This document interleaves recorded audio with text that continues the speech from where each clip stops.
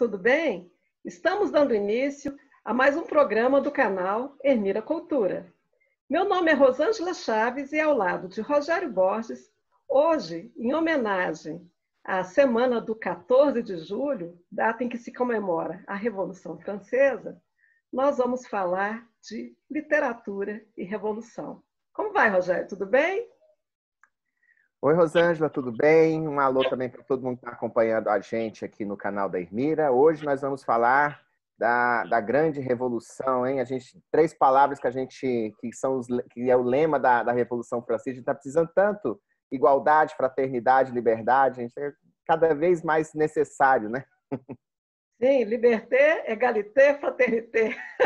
Nossa, que sonho se a gente tivesse isso plenamente, né? Pois é. Bom, mas antes de começar, eu gostaria de pedir a quem nos assiste que dê os likes, que compartilhem os nossos vídeos, que acione aí o sininho para receber notificações dos nossos programas, porque vocês fazendo assim vão auxiliar que a gente consiga ampliar o nosso alcance. E também peço aqui para visitar o nosso site em ermiracultura.com.br, não é, Rogério? Isso, tem muito conteúdo bacana lá. Só conteúdo exclusivo, é bom que se diga, com colaboradores da melhor qualidade. Então, eu realmente convido todo mundo a dar uma passada lá no Ermira Cultura. Bom, então vamos começar. Na noite do dia 14 de julho de 1789, o conde de La Rochefoucauld entra no quarto do rei Luís XVI e o acorda. O rei Luís XVI tinha passado o dia nas caçadas, que era o seu programa favorito, ele que morava em Versailles, estava lá dormindo. O rei acorda sobressaltado e pergunta: o que está acontecendo? O conde de La Rochefoucauld responde: Sir, que era o nome, né, o título que se dava ao rei, a forma de tratamento que se dava ao rei, Sir, a Bastilha foi tomada. E o rei responde: isso é uma revolta? O conde de La Rochefoucauld, então, responde com a frase que ficou famosa: não, Sir, não é uma revolta, é uma revolução, não é? Então, né, naquele dia marcava então um acontecimento histórico que mudaria não só a história da França, mas a história do mundo, não é? Ali, com aquela tomada da Bastilha, era como se o mundo velho, o mundo do antigo regime, o mundo da monarquia absolutista, o mundo que ainda tinha os seus rescaldos feudais, né? O mundo do feudalismo, estivesse indo abaixo e surgindo ali uma nova sociedade, que ninguém, na verdade, sabia o que era. Não é? E esse evento, né, que marcou de forma tão profunda, né, a história do mundo ocidental, com reflexos em toda a Europa e também aqui no Novo Mundo, não é? Foi motivo, claro, de vários tratados filosóficos, influenciou a literatura, mas é interessante que esse evento também foi influenciado antes pelas ideias dos iluministas, não é? Durante a Revolução Francesa, os revolucionários liam em praça pública trechos do Contrato Social de Rousseau, né? O filósofo que influenciou muito as ideias dos revolucionários. Não é? Voltaire também, com seus livros, como Cândido o Iluminista, o Tratado sobre a Tolerância, em que ele falava contra o fanatismo, né? Contra a perseguição religiosa, falava a favor da liberdade, também foi um outro filósofo iluminista com grande influência sobre essas ideias. Então, e depois desse grande evento, durante todo o século XIX, um século também de muitas revoluções na França, a gente vê o motivo da revolução voltando, né, e sendo trabalhado, né, de forma ficcional por vários autores, desde um Stendhal, passando por Balzac, indo a Victor Hugo, Flaubert. Então, o motivo da revolução, esse grande acontecimento, influenciou muito a literatura.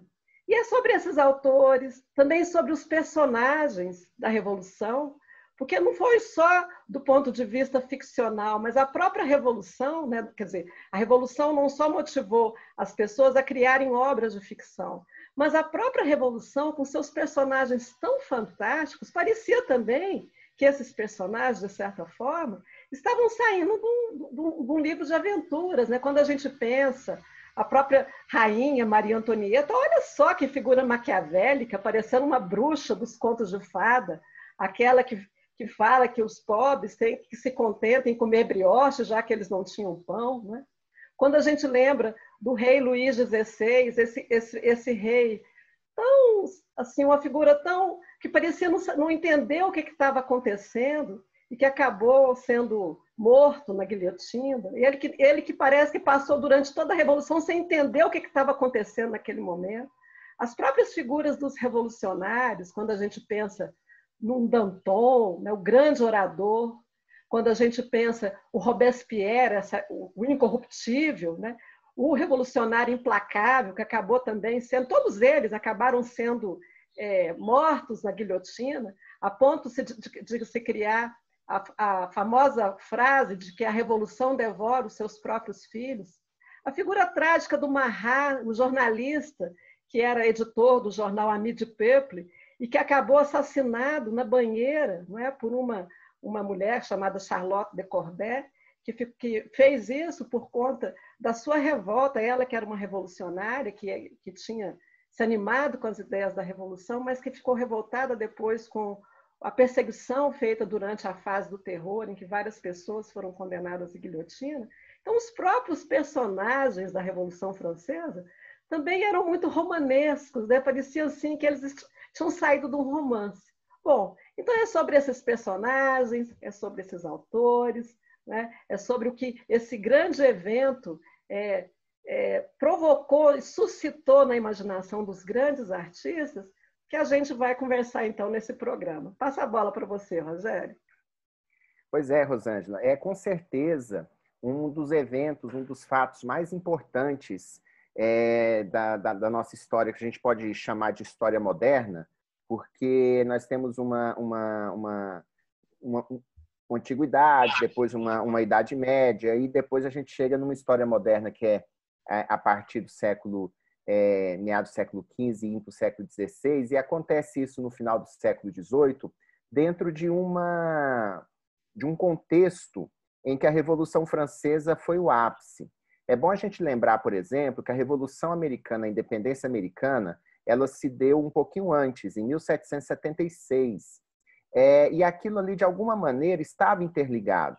Tinha uma ligação, tanto é que a França e os Estados Unidos eles mantiveram essa ligação, que é uma ligação histórica, que se dá, inclusive, até a Segunda Guerra Mundial, quando os Estados Unidos libertam, digamos assim, a França da ocupação nazista.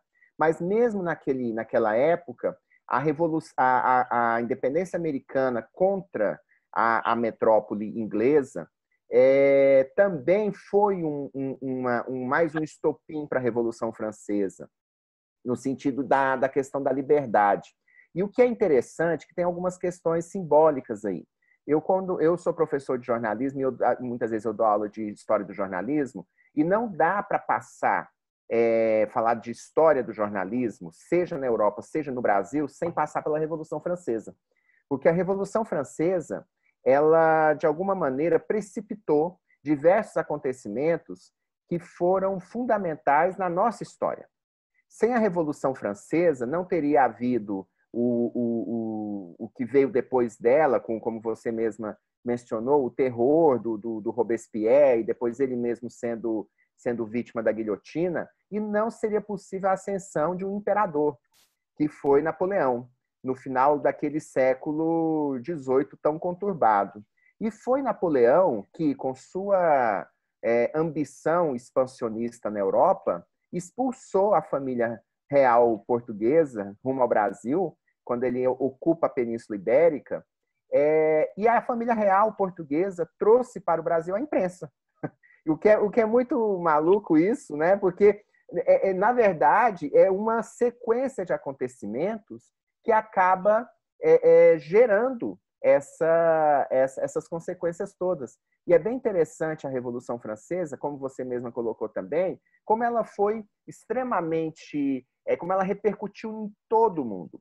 Existe uma biografia da Catarina Grande, que era contemporânea, a czarina russa, contemporânea, E ela tinha uma admiração pela Maria Antonieta, porque ela, né, achava a Maria Antonieta uma mulher forte, uma rainha tão que tinha tanta ascendência, né? E aí ela, quando a Catarina Grande tinha ela tinha uma amizade grande com o que é interessante isso, né? Porque parece paradoxal, mas aconteceu. Ela tinha uma amizade grande com os enciclopedistas franceses. Ela chegou a levar o D'Alembert para a Rússia para que ele escrevesse para ela, para que ele, de alguma maneira, a instruísse em diversos segmentos. E ela fica extremamente chocada com o que acontece na França, e ela pensa assim, vão fazer isso comigo também? Será? E ela endurece o regime na Rússia por conta disso. Então, é bem interessante como a gente tem essa série de repercussões, né? Em toda a Europa, porque, afinal de contas, não se pensava que seria possível você cortar a cabeça do casal real.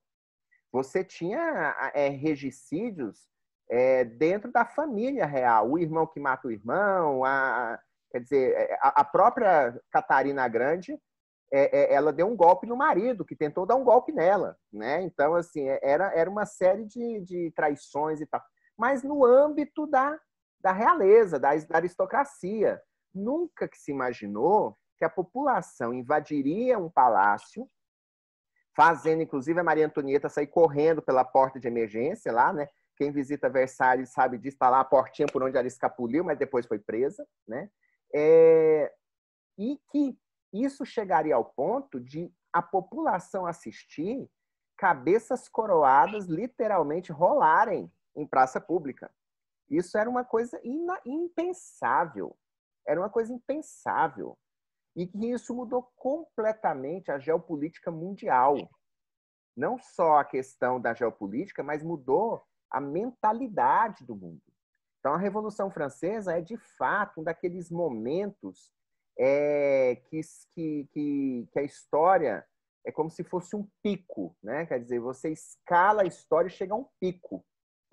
Um desses picos dessa cordilheira que a história nos dá, um desses picos é a Revolução Francesa, é o 14 de julho de 1789, com certeza.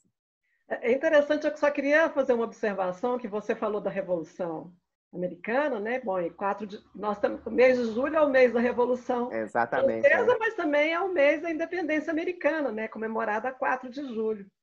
E é interessante porque foi a França, sem a França, os Estados Unidos não teriam ganhado a guerra contra a Inglaterra, porque, inclusive, um dos grandes heróis da Revolução Francesa, não é?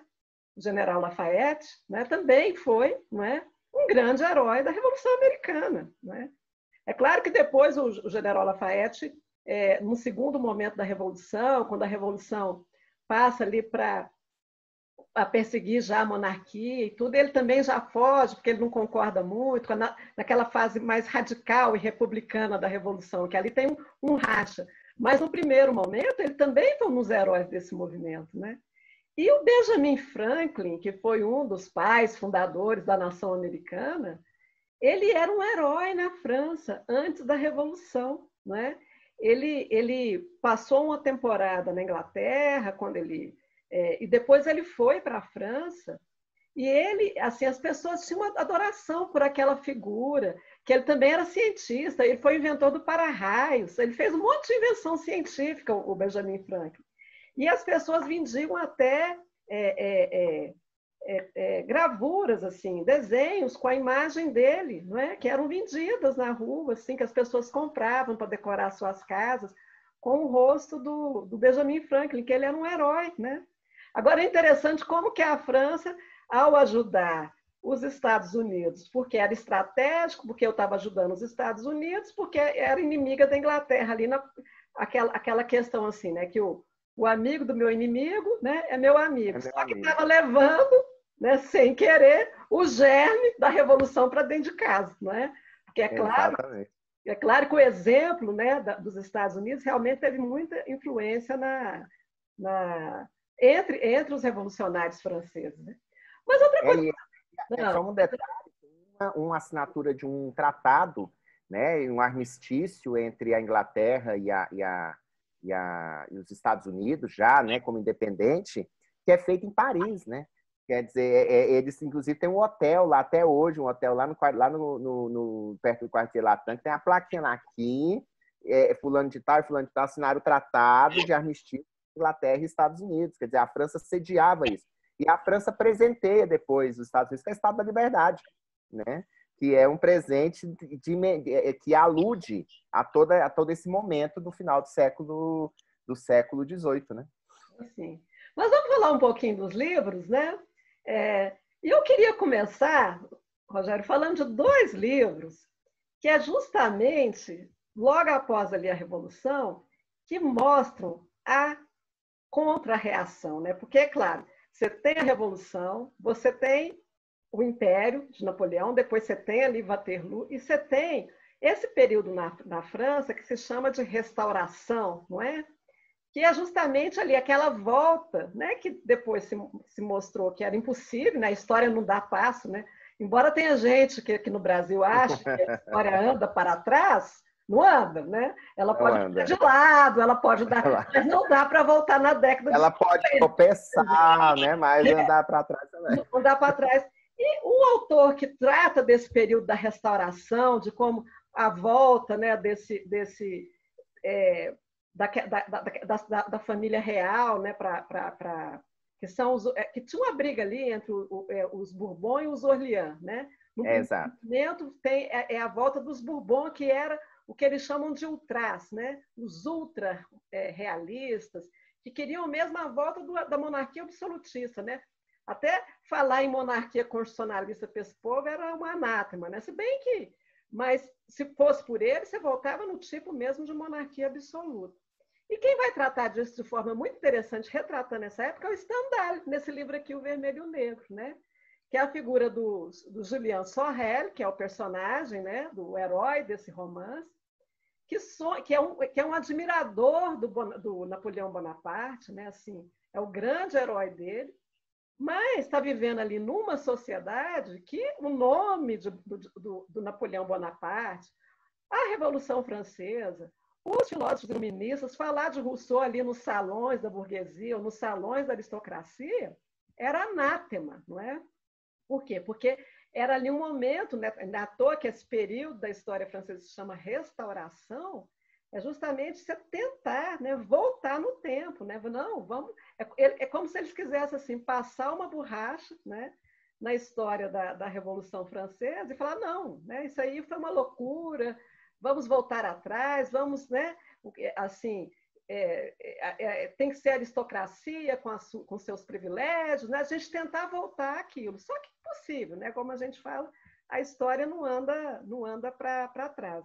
E outro também, eu tenho aqui a edição em francês, do Balzac, que ele escreve esse livro aqui, que chama Le Chouan, que é o livro que ele conta da famosa revolta da Vendée, que foi durante ainda a Revolução Francesa, que foi ali o grupo de camponeses ali de uma região que na França chama Vendée, que se rebelou contra os revolucionários, né? Que era o grupo, assim, engraçado que eram camponeses, né? Pessoas assim pobres, mas que, influenciadas pela igreja, né, influenciadas pelos grandes proprietários de terra, eles se revoltaram, né, contra os revolucionários.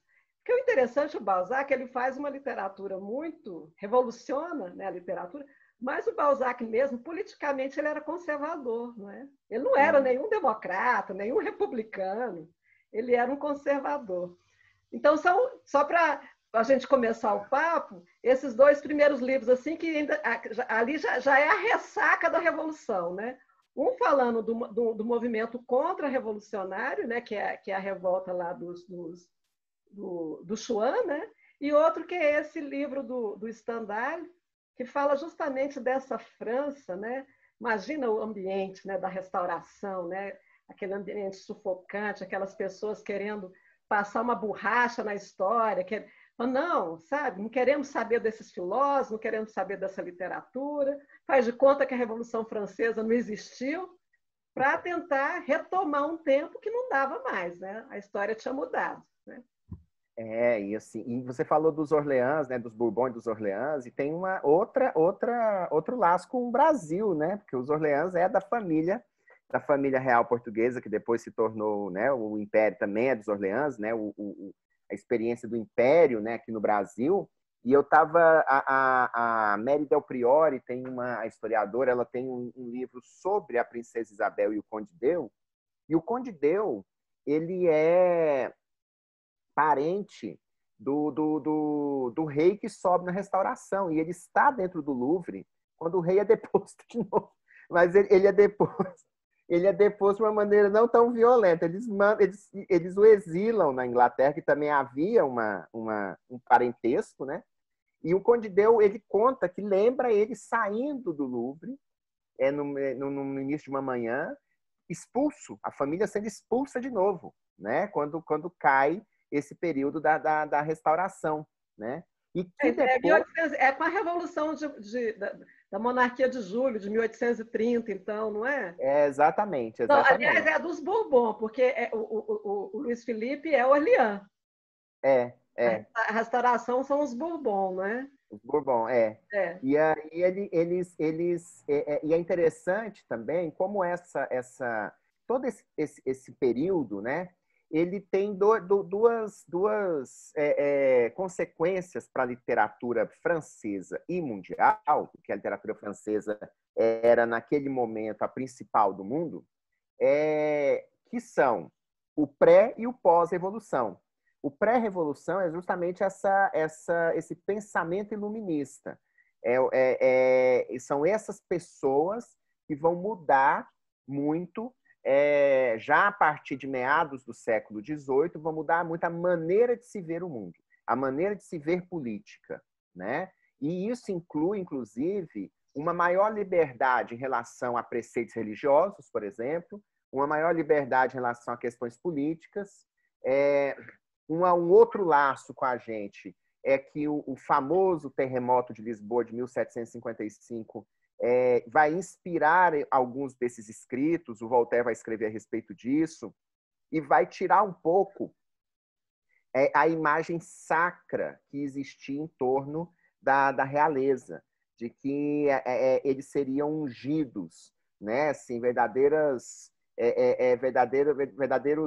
representantes divinos, né? Que não era só uma cabeça coroada política, mas era uma cabeça coroada sobrenaturalmente até. Então, isso vai caindo, vai erodindo aos poucos, até se chegar ao momento em que não, são pessoas, e são pessoas ruins, que estão atrapalhando nossa vida, e vamos cortar a cabeça delas. Então, não tinha mais um pudor em relação a isso. Depois da Revolução, você tem essa geração do Stendhal, do Balzac, e é a geração que vai destruir também um pouco aqueles formatos muito rígidos do século XVIII, muito ligados a um romantismo muito grande. Quando o romance francês entra no século XIX, a gente até já abordou isso no outro programa, que aquela transição que a gente pode ver entre o que era o Chateaubriand, que era o grande romancista do século XVIII na França, e o Victor Hugo, que vai ser o grande romancista da França no século XIX. E isso vai trazer junto uma geração de autores que aí já não são tão conservadores quanto o Balzac está nessa transição, e que vão, de alguma maneira, revolucionar o gênero no século XIX, no mundo todo. São os franceses, que aí é o Victor Hugo, que aí é o Flaubert, que são esses autores do século XIX. Na poesia, o Baudelaire, depois veio o Verlaine, o Rimbaud, são autores que vão mudar completamente a maneira de se fazer literatura, influenciando o mundo inteiro, influenciando um Machado de Assis, por exemplo, influenciando os russos, influenciando os ingleses, influenciando todo mundo. Então, ali, a Revolução Francesa também teve essa prerrogativa de transformar o jeito, primeiro, antes dela, de se pensar o mundo, depois dela, de se colocar o mundo na literatura. Né? Não, e a gente tem que ver também qual que é a figura, né, do ser humano, né, a ideia do ser humano, que a Revolução Francesa, assim, vamos dizer assim, reforça, né, que para o mundo a ideia do sujeito que é livre, não é? Do sujeito que é independente, que é livre, que tem sua liberdade, né? Esse valor da igualdade, quer dizer, é um valor, né? Principalmente esse valor do indivíduo que é dono do seu destino, não é? E isso é muito importante porque é esse indivíduo que vira o herói, não é? Se a gente for pensar, o herói de todos esses romances, não é? Porque o que é o romance, se a gente for pensar, do século XIX, não é? É sempre a saga de um indivíduo, não é? É a jornada do herói, né? Como A dizem, né? jornada do herói. É o É, indivíduo que tenta, quer dizer, que tenta ser dono do seu próprio destino, não é? Quer dizer, essa ideia do indivíduo livre, não é? Do indivíduo que tem que, isso é uma ideia que surge com a Revolução, não é? Lá com sim, a Declaração dos Direitos do Homem e do Cidadão, não é? Quer dizer, que a liberdade é algo que não é um privilégio, por exemplo, da aristocracia ou das classes superiores, né? Ela é algo que é inerente ao ser humano, né? E todo ser humano né, é dono da sua própria trajetória. Quer dizer, eu posso ser dono da minha história. Eu não estou condicionado, né, a um estamento, né, como se tinha a ideia, por exemplo, antes da Revolução Francesa, né, que tinha ali os três estamentos, né, as três ordens da sociedade, né, que era ali o terceiro estado, que era a burguesia, mas tinha os camponeses e tudo, você tinha o clero e você tinha a aristocracia. E você não tinha mobilidade, não é? Você não tinha, quer dizer, você era condicionado pelo seu nascimento, não é? Quer dizer, a Revolução Francesa ela inverte isso, né? Quer dizer, é a ideia, claro, que a gente sabe que é utópica, não é? Claro que nós somos condicionados por né, nossa classe social, né, e tudo, mas é aquela ideia do indivíduo que pode construir sua própria história, né? Como você falou, né, da jornada do herói. E isso está muito presente na literatura, nessa literatura romântica e depois da literatura realista também, mas principalmente nessa literatura aí da primeira metade do século XIX, né? E outros autores também, que aí vão ser autores que a gente considera mais realistas, por exemplo, um Flaubert, mais para frente um Zola, não é? isso. Uhum. E o Flaubert, inclusive, ele traz a mulher, né, Sim, para o centro, né, da narrativa, né? Então, quando a Madame Bovary, ela é um marco nesse sentido, também por isso, porque a Madame Bovary é uma mulher que sai das suas amarras. Ela é uma mulher ousadíssima, ousadíssima. Ela busca a felicidade dela. É aquela história assim que a gente pode ver, quem são as filhas da Madame Bovary, né? As filhas da Madame Bovary é a Ana Karenina do Tolstói, é a Capitu do Machado, essas mulheres que de alguma maneira romperam com destinos que não eram destinos, eram condenações. Você tem que se casar com um homem que é extremamente maçante, que é desinteressante, que não te ama, que te despreza, e você tem que aguentar isso. Não, não tem que aguentar isso, não. Então, assim, e isso em pleno século XIX, e é bom a gente sempre lembrar que o Flaubert foi processado por uma corte correcional em Paris por conta do Madame Bovary. E eles queriam saber quem era a Madame Bovary. Quem é essa mulher? Quem é essa mulher? Aí vem a famosa frase dele, né? Madame Bovary, c'est moi. Quer dizer, Madame Bovary sou eu. Então, é algo extremamente importante isso. Então, tem quando a gente pensa nos Miseráveis, o Jean Valjean é um pobre, um ex-presidiário que vira herói. E no meio daquela narrativa tem vários heróis que atravessam o destino dele. É o menino das barricadas, é o revolucionário anarquista.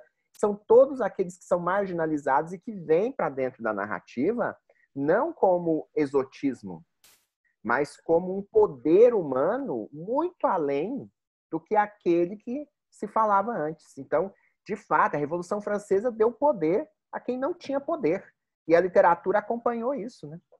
Eu achei interessante você falar do Victor Hugo, porque eu considero que ele, né, do que eu conheço, do que eu já li a respeito, que ele, por um lado, né, ele fala de Waterloo E o Tolstói vai falar da tragédia, né, em Guerra e Paz, do que foi a entrada né, da tentativa de invasão, né, quer dizer, a invasão, né, dos exércitos napoleônicos, né, na Rússia, né, e quer dizer, o Hitler também, né, se daria mal, né, Invadindo a um Rússia na século mesma depois, data. quer dizer, hã?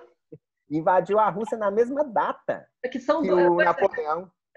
que O Hitler era um fã do Napoleão, né? O Hitler, quando ele ocupa Paris, ele vai para os Invalides e vai prestar sua homenagem ao túmulo do Napoleão, né? Pois é. Coisa.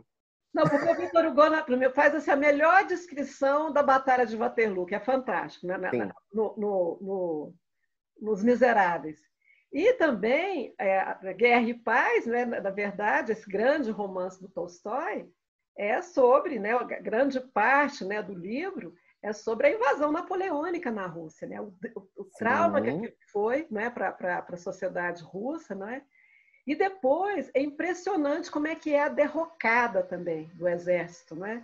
Quando o Napoleão sai de lá humilhado, e aquilo ali foi o começo, quer dizer, aquilo ali que representou, né, o fim, né, do império, né? Porque ele volta derrotado, volta com os soldados famélicos tendo que sacrificar cavalos, ainda e enfrentam o pior, que o Hitler enfrentaria também, o pior inimigo, que foi o inverno russo, né? O inverno russo.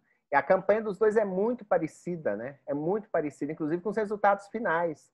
A incursão do Hitler na Rússia foi o que marcou sua derrota, né? Porque ele perdeu milhões de soldados. Quando a gente fala em milhões, são milhões mesmo. Ele perdeu divisões inteiras na Rússia. Ele se enfraqueceu e ele trouxe contra si o pior dos inimigos, que era o Exército Vermelho. Então, isso fez com que ele perdesse. Napoleão foi a mesma coisa. E o Guerra e Paz mostra isso muito bem. E quando a gente lê o Victor Hugo, né, tô até aqui com a edição dos Miseráveis, né, que tem que ter coragem para enfrentar, porque é grande, não é leitura rápida, não. Mas é tão gostosa essa leitura que você nem vê passando. São 2 volumes aqui. O pessoal no século XIX não economizava tinta, não, né? Que eles escreviam Mas ele vai falar, tem um capítulo inteiro, né?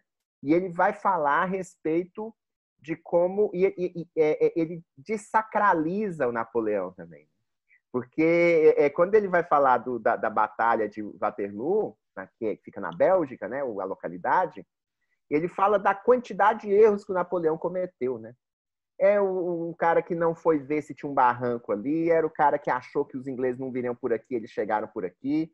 Tinha uma questão do terreno, né? Que tinha uma questão do terreno, tem uma elevação, e ele fez a rota de fuga pela elevação, só que a elevação tinha um barranco de 5 metros de altura, os cavalos começaram a cair um em cima dos outros, quebraram as pernas, quebrando as pernas dos soldados também, aquilo virou um pandemônio, né?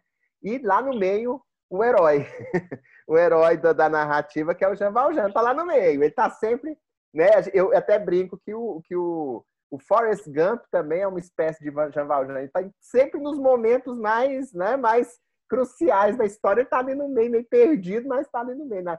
Porque os Miseráveis, ele também tá nas barricadas de Paris, ele também tá no, né? Quer dizer, é uma confusão, né?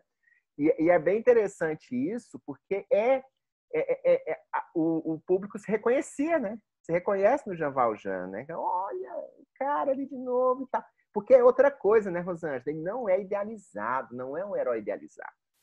A heroína, a Madame Bovary, é adúltera. O Jean Valjean, que é o herói, ele roubou para comer, mas ele roubou. Ele rouba do bispo que lhe dá apoio, né? Então, assim, não é uma idealização, é humanização. Sim. Não é um ser acima do bem e do mal, é um ser que mergulha nas suas próprias fraquezas, que tem suas qualidades, que tem seus defeitos, que não é maniqueísta, que pode ser encontrado no nosso entorno, né? Sim. Eu também me lembrei agora de outro livro também que eu gosto bastante do Flaubert, que é Educação Sentimental, né? Uhum. E aí também é a história do Frederic, que também é assim, na verdade ele é quase que um anti-herói, né? os heróis do Flaubert são sempre muito interessantes, né? São assim, mais anti-heróis do que heróis, vamos dizer assim, né? Porque o Flaubert é uma figura assim, ó, o Frederic é uma figura assim, um cara que na verdade não tem muitos talentos, né? Assim, ele tenta lá se destacar na sociedade, ser assim um escritor, alguma coisa, mas acaba não sendo nada. Mas é interessante a trajetória do personagem, né? Porque ele é testemunha também que é o século XIX, foi o século das revoluções na França também, né? E aí você falou da queda lá dos Bourbons, né? Que começa bem com essa revolução de 1830, não é? Que é quando você tem a implementação lá da tal da monarquia de Julho, né? Com Luís Felipe, que era o rei burguês, né? Então, todo esse período. Aí depois tem a Revolução de 48, que é a Revolução Republicana, que é a instalação da Segunda República na França, que é um período ali histórico muito rápido. E depois tem um golpe de 51, que é do sobrinho do Napoleão, né? Que é o Segundo Império, né?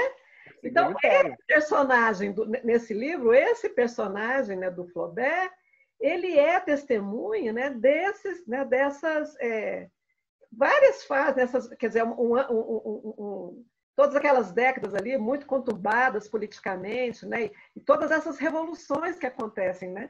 Então, é outro romance também que eu gosto muito por conta disso, por conta desse panorama histórico, né, e desse panorama revolucionário da França, né, que é bem interessante.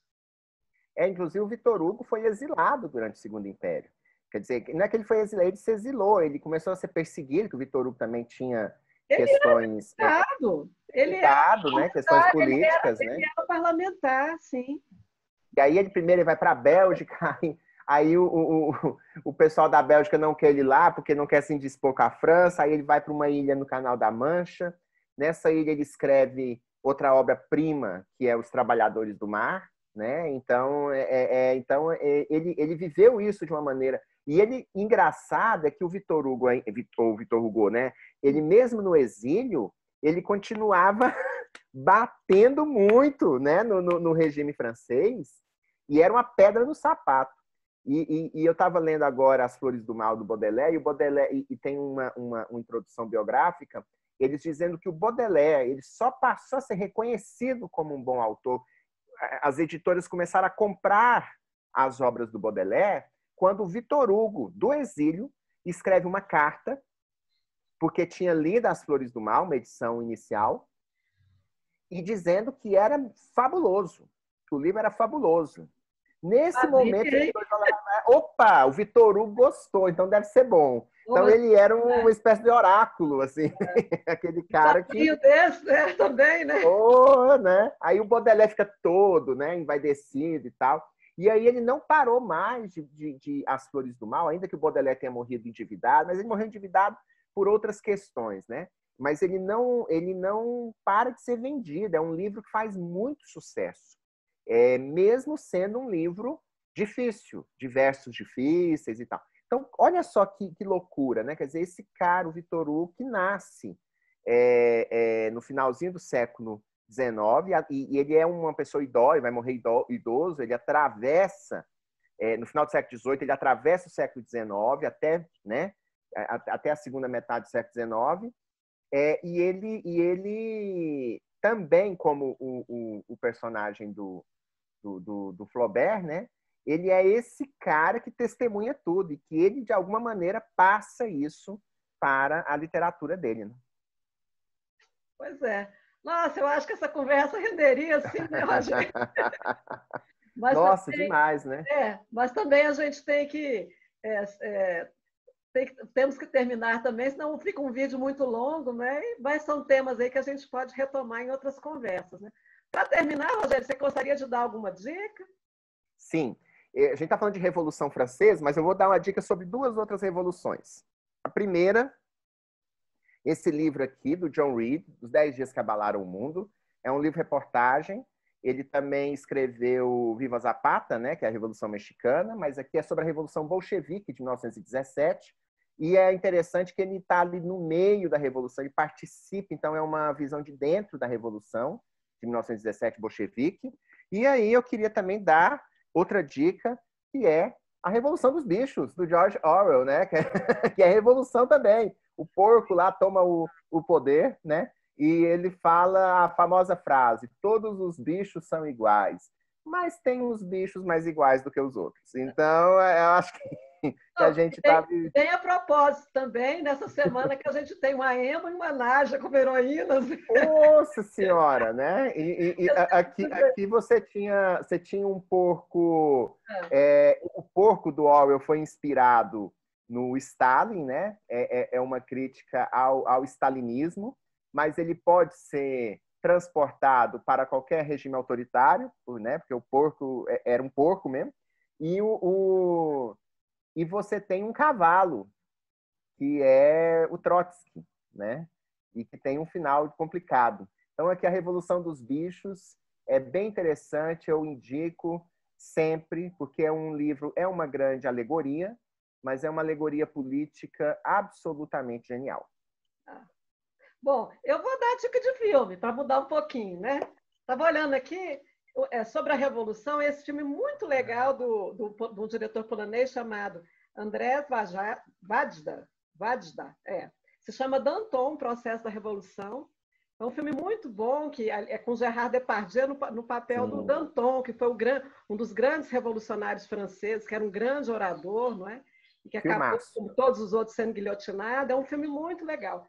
E outro é esse filme do Ettore Scola, que se chama Casa Nova e a Revolução, que é sobre um episódio da Revolução Francesa, quando a família real faz a fuga para Varenne, que ela tenta fugir ela foge de Paris para Varenne, para poder sair da França e se encontrar lá com as forças, né, dos países ali que estavam lutando contra a França naquele momento, mas eles são barrados pelos revolucionários. É quando, então, o rei e a rainha voltam para Paris presos, e daí que vai desencadear todo o processo que leva à decapitação deles, né?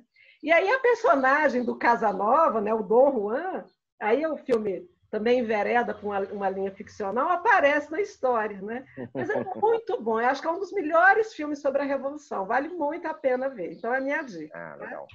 Né? Bom, gente, então, esse eu não vi. O primeiro eu vi. O primeiro é um filmaço. Pois é, então veja que é muito legal. Vou ver. Muito a pena. Bom, gente, então eu vou pedindo para vocês, mais uma vez, para dar os likes aqui no vídeo, compartilhar o nosso conteúdo, se inscreverem no nosso canal. Isso é muito importante para que a gente possa ampliar o nosso alcance. Isso, exatamente. Vamos nos inscrever aí, vamos dar o like, vamos conferir lá o material no site da Ermira. Agradeço muito a audiência de vocês. Então tá bom. Até a próxima semana, então. Tchau, Rosângela. Até mais. Tchau.